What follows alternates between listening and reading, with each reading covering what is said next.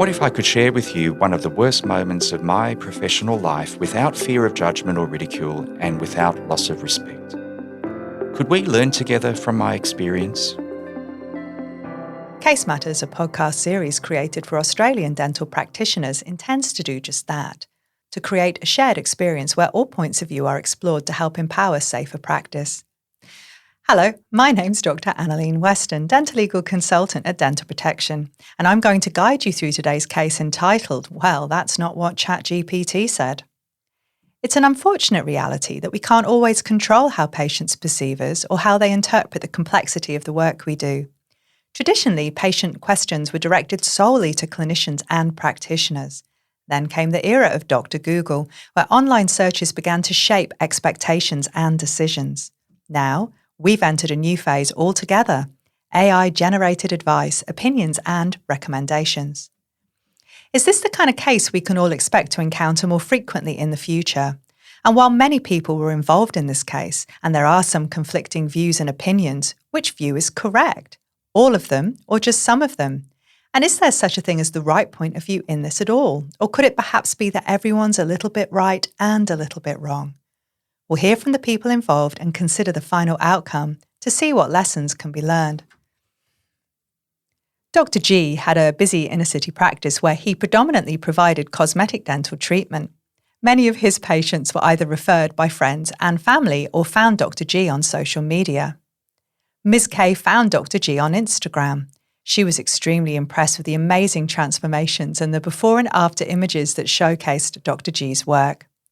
She'd scrolled through all of the content, reviewing each image, and was satisfied that Dr. G was the right dentist for her. In fact, she was super excited to start her journey, transform her smile into something she was proud of, and all going well, likely have her before and after photos up on Dr. G's socials as well. I couldn't wait to meet Dr. G.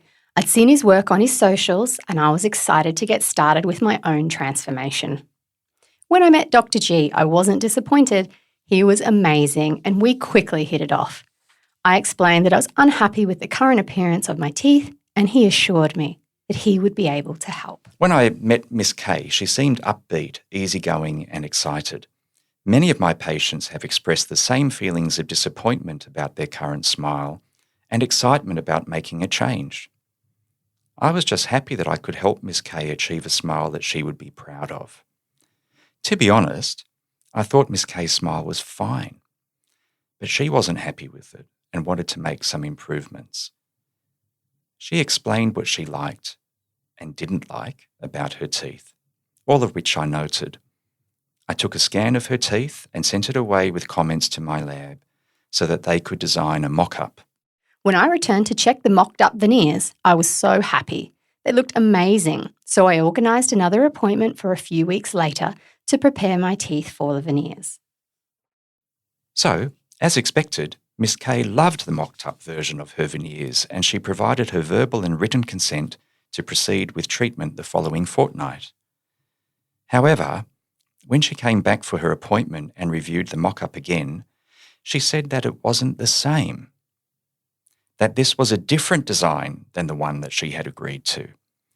I tried to explain that we were unable to change the mock-up and assured her it was the same one, and actually showed her the video again from a few weeks ago. Miss K then became upset. She started to cry and raised her voice, saying that she needed to call her husband, John.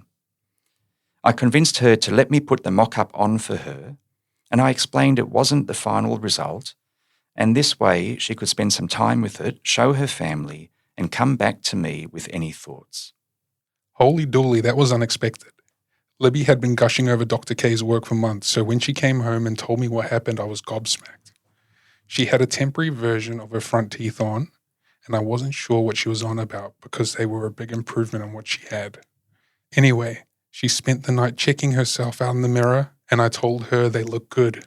I was sure the mock-up was not the one Dr. G showed me earlier, but after wearing the temporary veneers for a bit, I realised they were okay.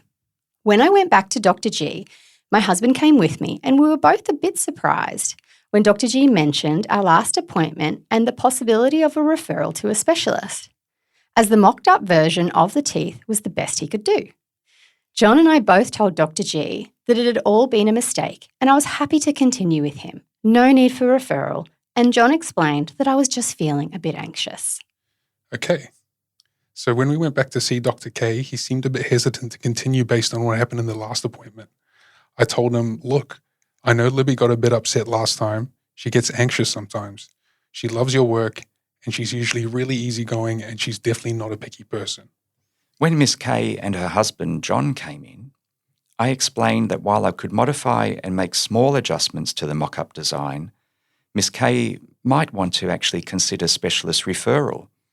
I shared with her that I was concerned that I might not be able to meet her expectations, and I wanted her to be happy with the final result.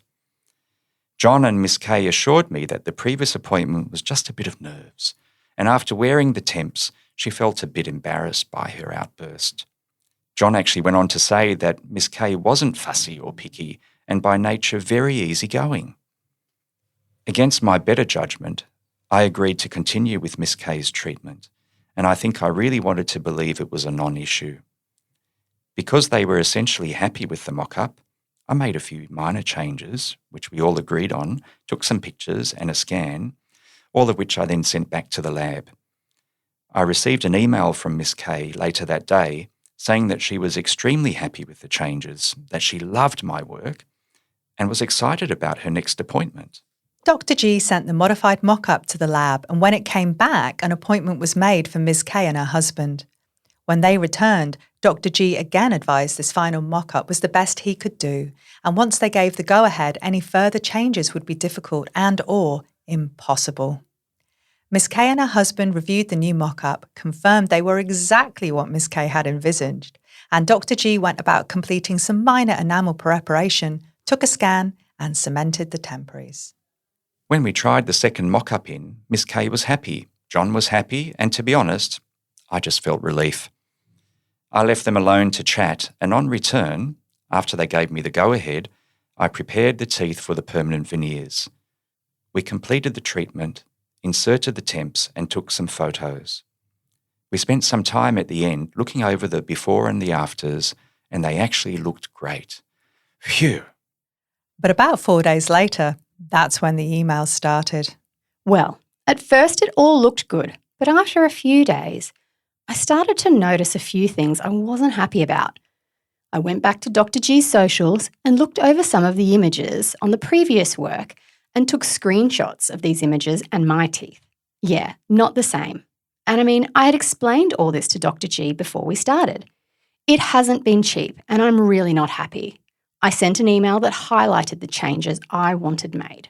Miss K sent an email to Dr. G expressing her discontent. She included the images she'd taken, circling the things that she liked, and marking the areas on her own screenshots that she was not happy about at all. Dr. G reached out to Miss K and asked her to come in so they could review her teeth and have a chat. Miss K sent images of her own teeth and some off my Instagram of people with completely different teeth. What blew me away was that she also sent recommendations for clinical changes from ChatGPT, explaining that this is what she actually wants and that it was totally doable. She also sent an AI image of the changes and the smile she felt was achievable. I asked Miss K to come in for a review, and when we met, I explained again that this was the best I could do. That's when she said, "Well, that's not what ChatGPT said." I then explained that I can't work with ChatGPT recommendations, that we needed to work together and actually talk to each other about what she liked and disliked.